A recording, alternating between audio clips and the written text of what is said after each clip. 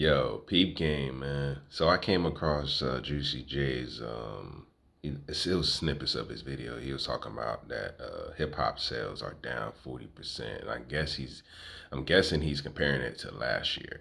Now I'm gonna say this. I'm gonna give my opinion on I'll say two or three of the reasons. I might come up with more, but of why there's declining in sales. Now, one, I'm not sure. I haven't really checked the charts necessarily, but I don't think any hip hop record's been number one on the billboards a single week of this year.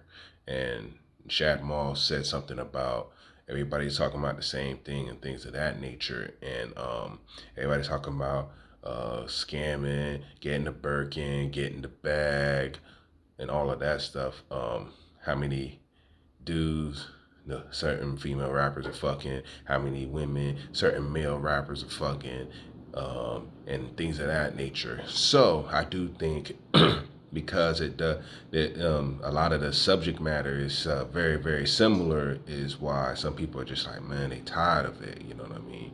So I think that's one reason. Another reason I think is a lot of hip hop fans that are, more mainstream or just listen to mainstream, they might come across some underground. They'll be like, okay, this person's dope, and then they might keep that person in their catalog, but they still kind of look at the mainstream or like I would say in between underground and mainstream. Guys like a Tech Nine, for example. Tech Nine is well known, but he's not going to generate the sales that Drake or Eminem is going to create, for example.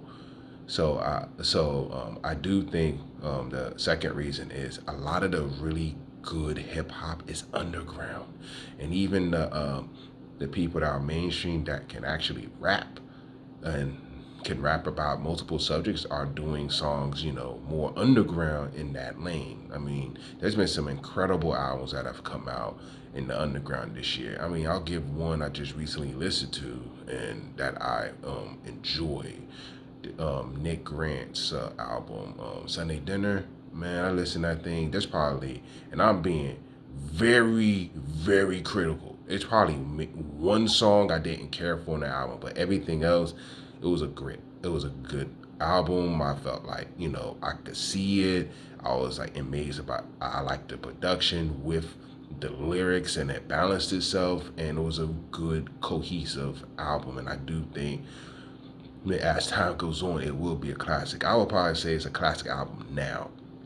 So I think a lot of the good hip hop is underground, and you gotta search for it, you gotta dig for it, and it's not as mainstream. And I do feel like there's also probably a pay to play to get your songs on the radio and things of that nature, even if you have quality music. So that's one. That's probably second reason, and third reason I think the big Afrobeat movement that's been happening in the last 3 4 years have taken a lot of hip hop fans away from hip hop because to me I do think the Afrobeat music is a breath of fresh air. It's you know they got songs that you can party to but it's still good quality music. There's some certain songs you can party to, but you can also just ride in the car and just listen to it, and it's good music. And I think the Afrobeat genre has taken a lot of hip hop fans away, and they're listening to this and man, this is a breath of fresh air. It sounds different. There's there might be some toxic songs in the genre, but that's not the whole focus. There's a balance to it.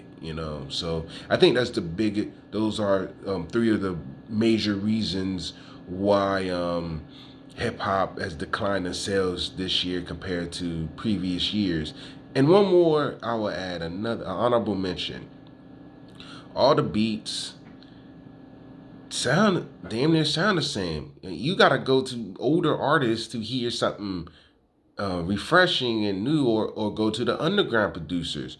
And there's too many producers in the room that's helping make a beat. And someone might have and I'm quoting the video I saw I think a few weeks ago. I can't remember the user's name, so forgive me.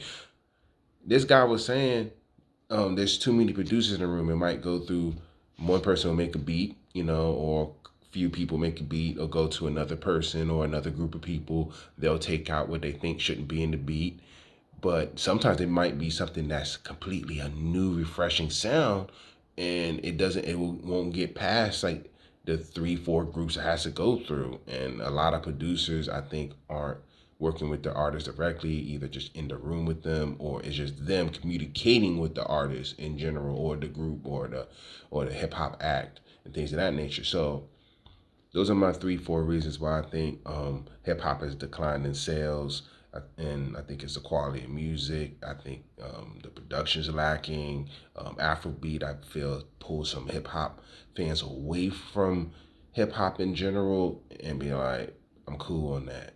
And it's no balance on the radio. It's just, I fuck this bitch. Fuck this nigga. This nigga got this. He got a bag. Oh, this bitch don't know I'm cheating on her. And I think people and fans are just tired of hearing that. I mean, it's cool in doses like all the time. You don't want to hear happy shit all the time, or flowery shit. Sometimes you want to hear some angering or depressing shit or some street shit or some hard shit. But I think there's no balance, especially in the mainstream. Everything sounds the same, and everybody's not trying to push the envelope of the genre, in my opinion. You know, I may be an older hip hop fan and this and that, and I might be called a hater, but I do think, but the sales reflect that and reflect what possibly saying what Juicy J was saying. That's all I gotta say. Bees, everybody. Deuces.